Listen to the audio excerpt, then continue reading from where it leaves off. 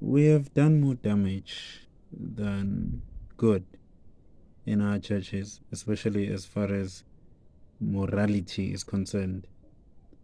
I spoke earlier in the week, if not last week, that we have failed the male species. And one of the ways that we have failed the male species is to become an accomplice of the devil and allow them to emotionally destroy our sisters in the church. And in so doing, they helped fulfill the enemy's agenda to draw a lot of women away from God. How we do church exposes our finite or limited knowledge of the fact that there is a hereafter after this life. We live as if and do church as if there is no beyond from here. And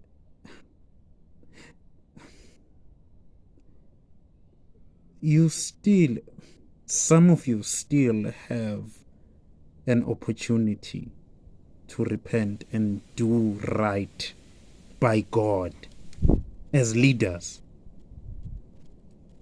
Some of you, many of you have done this for a long time, that God has yielded you over to a reprobate mind. And that's a not good place to be. That's not a good place to be in. But because you refused to repent when your conscience was convicting you, you grieved the Holy Spirit. You quenched the Holy Spirit. And God kept quiet and let you be. You are running your churches, but God is not part of it because His precepts are not honored. His voice and His rebukes are not heeded. Ubalimazile sisibethu ngendlela ovumela ngayo abafana under your leadership benze ngayo, benze umathanda. Amantombazane, they are not safe even around you because nawe unezancinza khona la ebandleni. Nawe you treat God's daughters as escorts.